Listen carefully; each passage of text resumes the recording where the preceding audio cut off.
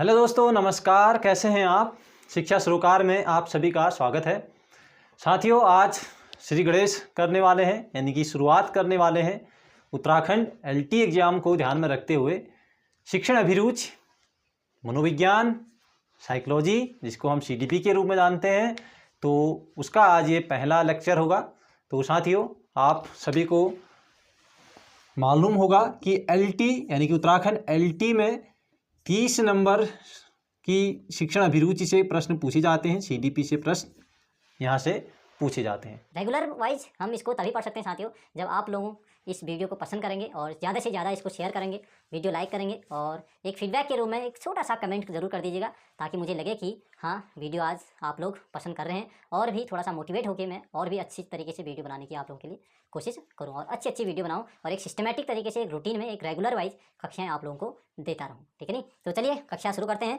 तो आज पहली कक्षा है साथियों, इसको हम जान लेते हैं पहले मनोविज्ञान।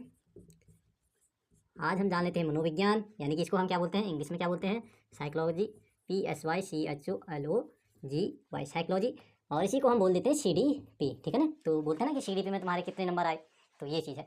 तो साथियों, 100 में से 30 नंबर बहुत महत्वपूर्ण होते हैं और ये LT एग्जाम को क्वालिफाई करने के लिए रामबाण साबित हो सकते हैं साथियों। इस चीज़ को ध्यान देना। और रेगुलर वाइज में जब भी मैं वीडियो बनाता हूँ तो तुरंत उस वीडियो को देख लीजिएगा, आप लोगों के लिए बहुत किफ़ायती साबित होने वाले हैं। ठीक है नहीं? तो चलिए फिर सबसे पहले हम जान लेते हैं कि मनोविज्ञान क्या है ना? तो मनोविज्ञान क्या है साथियों, इसको हम जान लेते हैं। तो साथियों, जब हम प्रशिक्षण कर रहे होते हैं या जब हमने किया होगा, आपने किया होगा, बीएड किया होगा, तो मनोविज्ञान जब हम पढ़ते हैं तो लिखा होता है कि मनोविज्ञान यानी कि मन का विज्ञान है ना, मन का विज्ञान। लेकिन मनोविज्ञान अब मन का विज्ञान तक ही सीमित नहीं है साथियों, इस चीज़ को आप लोग ध्यान देना। ठीक है? तो किस किस तरीके से मनोविज्ञान का डेवलप हुआ, मनोविज्ञान को जाना गया, तो इसको हम एक सीरीज में देख लेते हैं साथियों। तो सबसे पहले तो ये चीज़ कि मनोविज्ञान, जब मनोविज्ञान को मनोविज्ञान के रूप में नहीं जाना जाता था तो इसे जाना जाता था फिलॉसफी के रूप में। ठीक है नहीं? यानी कि दर्शन शास्त्र के रूप में इसको पहले जाना जाता था। ठीक है? यानी कि मनोविज्ञान को मनोविज्ञान से, यही प्रश्न पूछा जा सकता है कि मनोविज्ञान को मनोविज्ञान से पहले किस रूप में पढ़ा जाता था, तो इसको पढ़ा जाता था दर्शन शास्त्र, यानी कि दर्शन शास्त्र की ही एक इकाई है। ठीक है? तो इस चीज़ को ध्यान रखिएगा, ये मनोविज्ञान से पहले दर्शन शास्त्र के रूप में पढ़ा जाता था। ठीक है? तो मनोविज्ञान जब आया, ठीक है, तो इसको पहले जाना जाता था सबसे पहले आत्मा का विज्ञान। किस रूप में पढ़ा जाता था? आत्मा का विज्ञान। ठीक है? और ये आत्मा का विज्ञान कहा था किसने? अरस्तु महोदय ने। किसने कहा था? अरस्तु महोदय ने। ठीक है? तो इसीलिए अरस्तु महोदय को हम पढ़ते हैं मनोविज्ञान के पिता के रूप में। देखो, यहाँ से दो प्रश्न यहाँ से बन गए। तो मनोविज्ञान के पिता, तो मनोविज्ञान के पिता कौन कहलाते हैं? अरस्तु महोदय। ठीक है? और अरस्तु, इनके साथ यहीं पर प्लूटो भी आ जाते हैं। ठीक है? प्लूटो ने भी मनोविज्ञान को आत्मा का विज्ञान के रूप में इसको क्या किया था? डेवलप किया था। ठीक है? तो आत्मा का विज्ञान के बाद फिर इसको जानते हैं हम मन का विज्ञान। ठीक है? मन का विज्ञान क्या जानते हैं? मन का विज्ञान, यानी कि 17वीं शताब्दी में इसको जानते हैं। ठीक है? 17वीं शताब्दी में इस मनोविज्ञान को किस रूप में जाना गया? तो मन का विज्ञान, मस्तिष्क का विज्ञान। ठीक है? मस्तिष्क, तो हिंदी में लिखा गलत होगा तो इस चीज़ को इग्नोर कीजिएगा। मस्तिष्क का विज्ञान। ठीक है? आत्मा का विज्ञान, फिर आया 17वीं शताब्दी में मन का विज्ञान, यानी कि मस्तिष्क का विज्ञान। फिर इसके बाद 19वीं शताब्दी में, ठीक है, चलो मैं शताब्दी बाद में इसको लिख लूँगा, तो फिर इसको मन का विज्ञान के बाद जाना गया चेतना का विज्ञान। ठीक है? चेतना का विज्ञान। ठीक है? और साथियों, मैं वही चीज़ बताऊंगा मैं ज़्यादा कि मन का विज्ञान क्या होता है, चेतना का विज्ञान, चेतना कॉन्शियस, आप लोगों ने सुना होगा सबकॉन्शियस माइंड, अनकॉन्शियस माइंड, है ना, कॉन्शियस माइंड। तो ये चेतना का विज्ञान है। तो ये इनको मैं ज़्यादा डिटेल में नहीं बताऊंगा, है ना। तो वही चीज़ मैं पढ़ाऊंगा जो चीज़ परीक्षा को पास करने के लिए, परीक्षा को क्वालिफाई करने के लिए ज़रूरी है। ठीक है नहीं? तो अतिरिक्त चीज़ मैं बिल्कुल भी नहीं पढ़ाऊंगा यहाँ पर। मनोविज्ञान में आपको PhD कराने वाला बिल्कुल भी नहीं हूँ। ठीक है? तो चेतना का विज्ञान, फिर इसके रूप बाद अब भी जो 20वीं शताब्दी जो चल रही है, ये 19वीं शताब्दी में। ठीक है? 20वीं शताब्दी में अब इसको जाना जाता है व्यवहार का विज्ञान। ठीक है नहीं? व्यवहार का विज्ञान। तो व्यवहार के विज्ञान में ही ये आत्मा का विज्ञान, मन का विज्ञान, चेतना का विज्ञान, अगर इन सभी को एक जगह इकट्ठा करना है तो ये होता है व्यवहार का विज्ञान, यानी कि आपके बिहेवियर में जो भी चेंजेस आते हैं उसका जो अध्ययन होता है वो है मनोविज्ञान। ठीक है? तो इसी में आत्मा, मन और चेतना, ये सभी क्या है? समायोजित। और मन का विज्ञान कहा था पोम्पोलॉजी ने, पोम्पोनॉजी, है ना, इटली के थे। पोम्पोनॉजी ने मन का विज्ञान कहा और चेतना का विज्ञान कहा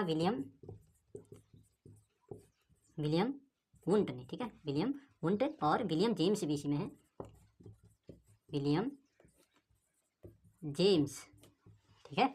विलियम जेम्स, इनको ही आधुनिक मनोविज्ञान का पिता भी कहा जाता है। इस चीज़ को आप नोट कर लीजिएगा, आधुनिक मनोविज्ञान, ठीक है, आधुनिक मनोविज्ञान के पिता, ठीक है।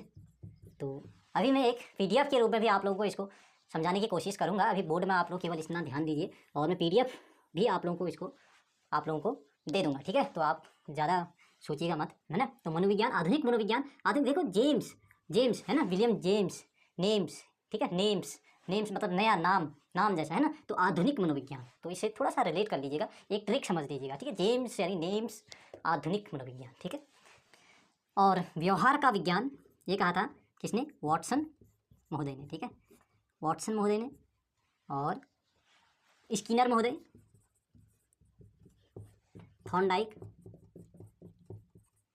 ठीक है।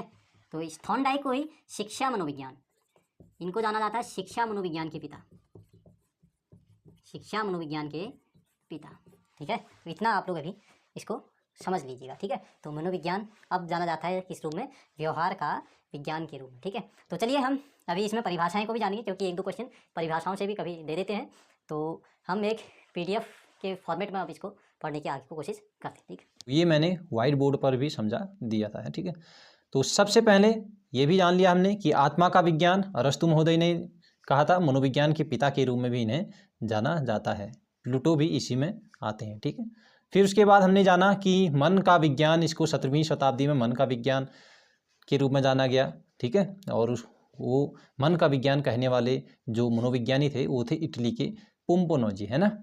तो उसके बाद है चेतना का विज्ञान, ये भी हमने पढ़ा, विलियम वुंट, विलियम जेम्स, जिसे हमने कहा कि आधुनिक मनोविज्ञान के पिता के रूप में भी इन्हें जाना जाता है। और चेतना का विज्ञान विलियम वुंट, ठीक है। तो चेतना का विज्ञान, तो इस प्रकार से भी कभी प्रश्न पूछ लेते हैं कि निम्न मनोविज्ञानी में से कौन से मनोविज्ञान को चेतना का विज्ञान के रूप में जानते हैं, है ना। कुछ इस टाइप से भी प्रश्न बन जाते हैं कभी कभार, तो आप लोग इस चीज़ को ध्यान रखना। विलियम, दोनों विलियम, ये चेतना का विज्ञान है, ठीक है, ये कॉन्शियस, ये माइंड से संबंधित है, तो ये चीज़ आप लोग ध्यान देना, चेतना, ठीक है, कॉन्शियस, तो विलियम, ठीक। अगला हमने जाना कि व्यवहार का विज्ञान के रूप में अब इसको वर्तमान में जानते हैं, और मनोविज्ञान की परिभाषा यही है, व्यवहार का विज्ञान। तो ये हैं, इसमें आप लोग ध्यान देना, वॉटसन, वुडवर्थ, स्किनर, थॉर्नडाइक, ठीक है। तो वुडवर्थ, इंग्लिश वालों ध्यान देना, वुडवर्थ, ये वर्ड्सवर्थ नहीं है, ठीक है। तो व्यवहार का विज्ञान, वॉटसन, वुडवर्थ, स्किनर, थॉर्नडाइक, तो इनमें से कोई 3 आप लोगों को दे देंगे, ठीक है, ऑप्शन में प्रश्न वहाँ पर, और एक कोई अलग मनोविज्ञानी दे देंगे, वो प्रश्न करेंगे कि निम्न में से कौन व्यवहार के विज्ञान से संबंधित, कौन मनोविज्ञानी व्यवहार का विज्ञान से संबंधित नहीं है, ठीक है। तो इस प्रकार से भी प्रश्न पूछा जाता है कभी कभार, तो ये आप लोग ध्यान रखिएगा। वॉटसन, वुडवर्थ, स्किनर, थॉर्नडाइक, ये व्यवहार विज्ञानी है, ठीक है। थॉर्नडाइक के सिद्धांत, स्किनर का सिद्धांत आप लोगों ने पढ़ा होगा, व्यवहारवादी हैं, है ना। तो शिक्षा मनोविज्ञान के पिता भी थॉर्नडाइक को कहा जाता है, ये चीज़ ध्यान देना, यानी कि शिक्षा में मनोविज्ञान का इनोवेशन थॉर्नडाइक महोदय को जाता है, ठीक है। तो ये चीज़ ध्यान देना। और अगला हम एक और पढ़ते हैं यहाँ पर, विलियम वुंट, ठीक है। तो ये वास्तविक पिता है मनोविज्ञान के, तो ये ज़्यादा पूछा नहीं जाता है। तो विलियम वुंट किससे पूछा जो जाता है, वो ये कि प्रथम प्रयोगशाला मनोविज्ञान की, ठीक है, मनोविज्ञान की प्रथम प्रयोगशाला किसने खोली, ठीक। तो ये प्रथम प्रयोगशाला किसने खोली? विलियम वुंट ने, ठीक है। और ये प्रथम प्रयोगशाला कौन से सन में खोली थी, कौन से सन में इसकी स्थापना हुई थी? 1879। इतना ये इसको याद रखना है आपको, ठीक है। और कहाँ ये प्रयोगशाला स्थापित की थी? जर्मनी के लिप्जिंग में, ठीक है। तो ऑप्शन में आपको कभी ये दे देंगे कि प्रथम प्रयोगशाला, मनोविज्ञान की प्रथम प्रयोगशाला कहाँ स्थापित की गई? जर्मनी, लिप्जिंग, चीन, बीजिंग ठीक है। इस टाइप से आपको दे देंगे ऑप्शन में, तो आपको जर्मनी और लिप्जिंग अगर दो हैं ऑप्शन में तो आप लिप्जिंग में जाएंगे, ठीक है। जर्मनी का लिप्जिंग एक शहर है, तो यहाँ इन्होंने विलियम वुंट महोदय ने प्रयोगशाला खोली थी प्रथम, ठीक है। तो कब खोली थी? 1879 में, ठीक है। अगला है संरचनावाद संप्रदाय और व्यवहारवाद संप्रदाय, प्रकार्यवाद यानी कि कार्यवाद संप्रदाय। तो ये संप्रदाय संबंधित हैं मनोविज्ञान से, और ये संरचनावाद संप्रदाय के जो संस्थापक थे वो थे विलियम वुंट, ठीक है। विलियम वुंट, विलियम टिचनर भी हैं, एडनर भी हैं, ये चीज़ ध्यान देना। व्यवहारवाद वॉटसन महोदय हैं इसके संस्थापक। प्रकार्यवाद कार्यवाद विलियम जेम्स हैं। तो इसको इतना ही समझिए, ज़्यादा इसको डिटेल में समझने की आवश्यकता नहीं है, ठीक है। इसमें से ज़्यादा पूछा नहीं जाता है, तो जो चीज़ इंपॉर्टेंट होगा मैं उस चीज़ को ज़्यादा डिफाइन करने की कोशिश करूँगा, ठीक है। और जो इरिलीवेंट होंगे, जो आपकी आवश्यकता के नहीं हैं, उनको ज़्यादा डिफाइन करने की आवश्यकता नहीं है, ठीक है। अब जानते हैं शिक्षा मनोविज्ञान। तो शिक्षा मनोविज्ञान, जैसे कि मनोविज्ञान आप जानते हैं व्यवहार का विज्ञान, व्यवहार का अध्ययन मनोविज्ञान कहलाता है ना। और इसी को शिक्षा से संबंधित अगर शिक्षा क्षेत्र में जाने तो है फिर शिक्षा मनोविज्ञान, यानी कि व्यवहार में परिवर्तन, ठीक है। व्यवहार में परिवर्तन ही तो शिक्षा है ना। तो अध्ययन में आप यहाँ पर मैंने लिखा है, देख लीजिएगा। अध्ययन के अनुरूप उसे शिक्षा और उच्च शिक्षा द्वारा उसके व्यवहार में परिवर्तन, ठीक है। ये है शिक्षा मनोविज्ञान। अध्ययन के अनुरूप उसे यानी कि लर्नर, ठीक है ना, उसके शिक्षा और उच्च शिक्षा द्वारा उसके व्यवहार में परिवर्तन जो है वो शिक्षा मनोविज्ञान कहलाता है। चलिए आप जान लेते हैं मनोविज्ञान की प्रमुख परिभाषाएं। वीडियो छोटी बनाऊंगा, ठीक है, क्योंकि शुरुआत से अगर वीडियो में लंबी बनाने लग गया तो आप लोग ऊब जाएंगे कक्षा से और आप लोग इंटरेस्ट नहीं लेंगे, है ना। तो पहली परिभाषा आप देख लें, क्रो एंड क्रो। तो 2 से 3 क्वेश्चन 30 नंबर के साइकोलॉजी में उत्तराखंड एलटी में 2 से 3 क्वेश्चन आपको परिभाषा से देखने को मिल जाएंगे, ठीक है। तो इनको भी अच्छे से ध्यान में रखना है। तो जहाँ पर भी इम्पोर्टेंट परिभाषाएं आ जाती हैं तो इनको आपने नोट डाउन भी कर लेना है, ठीक है। तो क्रो एंड क्रो शिक्षा मनोविज्ञान, ठीक है। तो ये मनोविज्ञान नहीं बल्कि शिक्षा मनोविज्ञान होना चाहिए था। तो शिक्षा मनोविज्ञान की परिभाषा क्रो एंड क्रो के द्वारा, शिक्षा मनोविज्ञान जन्म से लेकर वृद्धावस्था तक सीखने का अध्ययन है। क्रो एंड क्रो, एंड आया ना, क्रो एंड क्रो, ठीक है। तो वृद्धावस्था तक ये सीखने का अध्ययन कहलाता है शिक्षा मनोविज्ञान, ये इनकी परिभाषा थी, ठीक। अगली परिभाषा है वीएफ स्किनर की है। शिक्षा मनोविज्ञान मनोविज्ञान की वह शाखा है जिसमें सीखने एवं सिखाने की प्रक्रिया का अध्ययन किया जाता है, ठीक है। वीएफ स्किनर महोदय ने क्या कहा कि शिक्षा मनोविज्ञान मनोविज्ञान की वह शाखा है जिसमें सीखने एवं सिखाने की प्रक्रिया का अध्ययन किया जाता है। 100 देखो बार बार इसकी क्या हो रही है, रिपीटेशन हो रहा है, बार बार इसकी बारंबारता हो रही है। तो ये किसने कहा? स्किनर महोदय ने, सीखने एवं सिखाने की प्रक्रिया का अध्ययन, ठीक।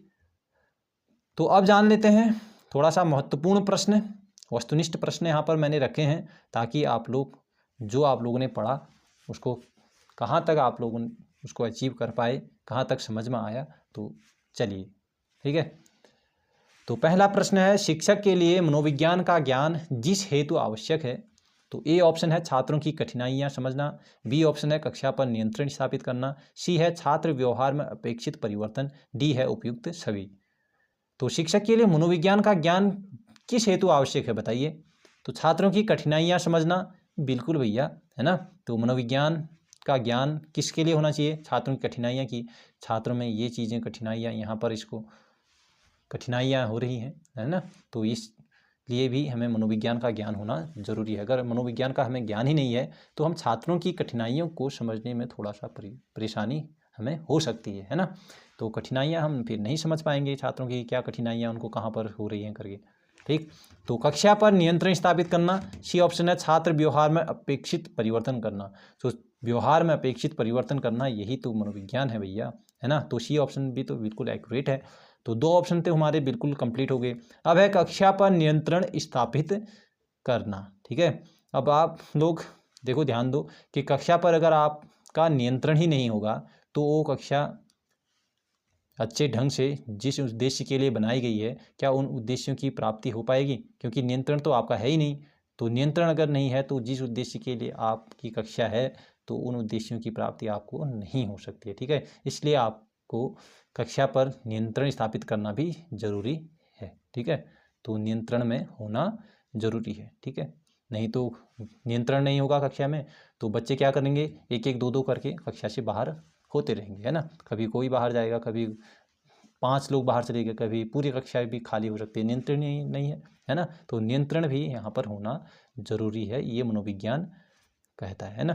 तो उपयुक्त सभी इसका डी ऑप्शन बिल्कुल सही हो जाएगा, घबराने की बिल्कुल भी आवश्यकता नहीं है, डी ऑप्शन यहाँ पर एक्यूरेट होगा। ठीक है, चलिए प्रश्न नंबर 2, मुझे 1 दर्जन स्वस्थ बच्चे दो, मैं उन्हें डॉक्टर, जज, अधिकारी तथा चोर भी बना सकता हूँ। यह टिप्पणी किसने की थी? बहुत अच्छी, बहुत बड़ी टिप्पणी है।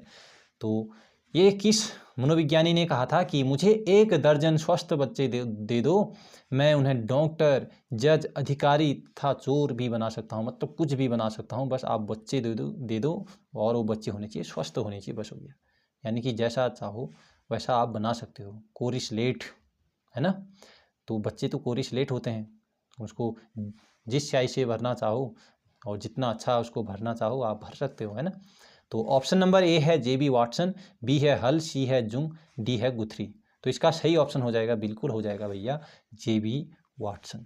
ठीक है, ये ऑप्शन इसका बिल्कुल सही हो जाएगा।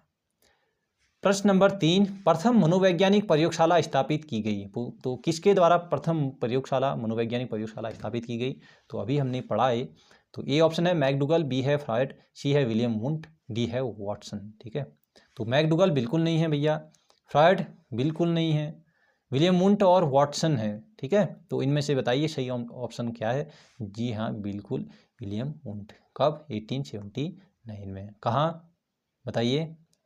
बिल्कुल। ठीक है, तो ये अगला प्रश्न नंबर 4, परिवार बच्चे को शिक्षा प्रदान करता है। ठीक है, परिवार बच्चे को शिक्षा प्रदान करता है। ए है औपचारिक रूप से, बी अनौपचारिक रूप से, सी है प्रयत्न सहित और डी है नियमित रूप से। बताइए। तो आप तो जानते हैं कि औपचारिक रूप से जो शिक्षा प्रदान करता है वो है विद्यालय, है ना। तो ये तो नहीं हो सकता। फिर अगला है अनौपचारिक रूप से, तो यानी कि बात में हंसी मजाक में भी, कभी गुस्से से भी, कभी किसी भी कंडीशन से, है ना। तो ये जो शिक्षा प्रदान करता है परिवार, वो अनौपचारिक रूप से करता है। ठीक है, वो क्या करता है? अनौपचारिक रूप से करता है, उसका कोई औपचारिक रूप नहीं होता है कि बच्चे को इसलिए शिक्षा देना है। ठीक है, तो प्रयत्न सहित इसका कोई मतलब नहीं है। नियमित रूप से इसमें भी मत जाना आप। तो औपचारिक अनौपचारिक केवल 2 ऑप्शन को ध्यान में रखो। औपचारिक रूप से विद्यालय देता है, अनौपचारिक रूप से परिवार। प्रश्न नंबर 5 है व्यवहारवाद के होना चाहिए। तो व्यवहारवाद के पिता कौन हैं? ऑप्शन ए है हल और बी है जे वाटसन, सी है फ्रायड और डी है विलियम वुंट। तो व्यवहारवाद के पिता कौन हैं ये पूछा जा रहा है। तो साथियों, आप लोगों ने व्यवहारवाद में पढ़ा होगा। तो प्रथम जो व्यवहारवाद में मनोवैज्ञानिक थे वो कौन थे? बताइए। बिल्कुल वाटसन महोदय थे, है ना। वाटसन कहा था, वुडवर्थ कहा था, स्किनर, है ना, और ऐसे ही थॉर्नडाइक। तो वाटसन जो पहले जो नंबर में सीरियल में जो थे, तो पहले वही क्या होंगे, उसके पिता भी होंगे। ठीक है, तो व्यवहारवाद के पिता कौन होंगे? वाटसन महोदय। ठीक है ना। ऐसे ही चेतना का विज्ञान, उसके पिता कौन होंगे? फिर विलियम वुंट होंगे, है ना। और ऐसे ही आत्मा का विज्ञान यानी कि मनोविज्ञान के पिता, सबसे पहले आत्मा का विज्ञान कहा गया ना मनोविज्ञान को, तो किसने कहा? अरस्तु महोदय ने। इसीलिए अरस्तु महोदय को मनोविज्ञान के पिता कहा जाता है। ठीक है नहीं। और मन का विज्ञान तो पंपोलॉजी आप जानते ही हैं। अगला है प्रश्न नंबर 6, मनोविज्ञान की शाखा के रूप में शिक्षा मनोविज्ञान की उत्पत्ति कब हुई थी? ठीक है, तो ये आप लोगों के लिए मैं प्रश्न छोड़ रहा हूँ कि मनोविज्ञान की शाखा के रूप में शिक्षा मनोविज्ञान की उत्पत्ति कब हुई। चलिए मैं ऑप्शन दे देता हूँ, इसमें केवल 2 ऑप्शन में गायब कर देता हूँ, सी और डी। तो 1920 और में, ठीक है। तो ये डेट मनोविज्ञान की दृष्टि से बहुत महत्वपूर्ण है और मैंने भी शायद नहीं बताया, है ना। तो फिर भी आप लोग इसको सर्च कीजिएगा कि इसका कौन सा ऑप्शन सही है। और ये 2 ऑप्शन मनोविज्ञान से संबंधित डेट हैं और इन दोनों डेट में क्या क्या चीज़ है, तो ये चीज़ भी आप लोग कमेंट जरूर कीजिएगा साथियों, ठीक है।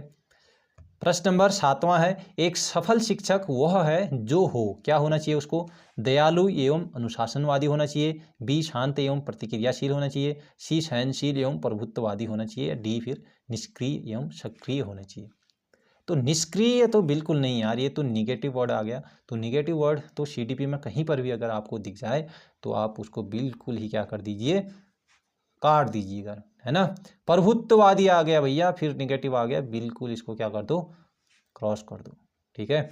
तो 2 ऑप्शन है आपके पास, ए है दयालु एवं अनुशासनवादी, बी है शांत एवं प्रतिक्रियाशील, ठीक है। तो दयालु, अनुशासनवादी, ठीक है, अनुशासनवादी बिल्कुल होना चाहिए, ठीक है। तो शांत प्रतिक्रियाशील, बताइए कौन सा ऑप्शन आप लगाएंगे यहाँ पर। तो ये 2 तो हट ही गए हैं। तो साथियों, शांत, सफल शिक्षक शांत नहीं हो सकता है यार, है ना। तो शांत रहेगा तो फिर कैसी टीचिंग होगी आप बताइए, है ना। तो क्या होना चाहिए, सफल शिक्षक हेतु दयालु होना चाहिए आपको और अनुशासनवादी होना चाहिए, ठीक है। दयालु मतलब कि दयालु तो होना चाहिए यार। देखो मान लो आप बच्चे ने कोई गलती की, आपने उसको डांटा या फिर एक डंडा मारा, तो आपको अगर दयालु नहीं है, आप दया नहीं है आपको, तो क्या करेंगे आप कि डंडे मारते रहेंगे, बच्चे को इतना पीट देंगे कि बच्चा क्या दूसरे दिन से स्कूल ही आना छोड़ देगा, बंद कर देगा अपना, है ना। तो इसलिए दयालु भी होना चाहिए यार, है ना। अनुशासनवादी तो बिल्कुल भैया, अनुशासन ही अगर नहीं होगा, अनुशासन तो पहली सीढ़ी है शिक्षा लेने की, है ना। तो अनुशासन ही नहीं हुआ तो फिर तो शिक्षा, बेहतर शिक्षा हो ही नहीं सकती, इसकी कल्पना ही नहीं कर सकते। तो साथियों, आज की ये क्लास बहुत छोटी क्लास थी, है ना। और कक्षा कैसी लगी आपको, तो थोड़ा सा पहली कक्षा थी तो थोड़ा सा हो सकता है थोड़ा बहुत इसमें दिक्कत आप लोगों को लगी होगी, लेकिन और मैं इसमें सुधार करूँगा और अच्छे से आप लोगों को एक सिस्टमेटिक तरीके से आप लोगों को देने की कोशिश करूँगा। अच्छे से पूरा मनोविज्ञान हम लोग इतने अच्छे से पढ़ेंगे कि वाकई में आप लोग भी कहोगे कि हाँ साइकोलॉजी हमारी बेहतर हो गई है, ठीक है ना। तो परीक्षा होने तक बहुत ही ज़बरदस्त ये कक्षाएँ हो जाएंगी। तो 2-3 महीने में आप देख लोगे कि जब ये रेगुलर कक्षाएँ जब हो जाएंगी तो आप अपने आप को साइकोलॉजी में बिल्कुल महारत साबित कर चुके होंगे, ठीक है ना। तो आप अपना फीडबैक दीजिएगा साथियों, क्या ये कक्षाएँ आगे से जारी रखनी है ना। तो किस हिसाब से आप इसको कितना शेयर कर रहे हैं, कितना लाइक कर रहे हैं, तो इस हिसाब से थोड़ा सा मोटिवेशन हमें भी मिलता है और हम भी चाहते हैं कि हमें एक अच्छा सा मोटिवेशन मिले आप लोगों की ओर से, ताकि हम अपने इस कार्य को और अच्छे ढंग से एक इंटरेस्ट तरीके से आप लोगों के लिए डेली लाते रहें। तो मिलते हैं अच्छी वीडियो में कल, है ना। तो समय रहेगा लगभग 3:30 बजे। 3:30 बजे मैं रोज़ इस वीडियो को 4 बजे मान लो, है ना। तो 4 बजे रोज़ आप लोगों के लिए वीडियो पहुंच जाएंगे। बस आप लोगों को करना क्या है कि एक फीडबैक के रूप में एक छोटा सा कमेंट आप लोग ज़रूर कर दीजिएगा, वीडियो लाइक कीजिएगा और अपने दोस्तों में ज़्यादा से ज़्यादा शेयर ज़रूर कीजिएगा साथियों। धन्यवाद।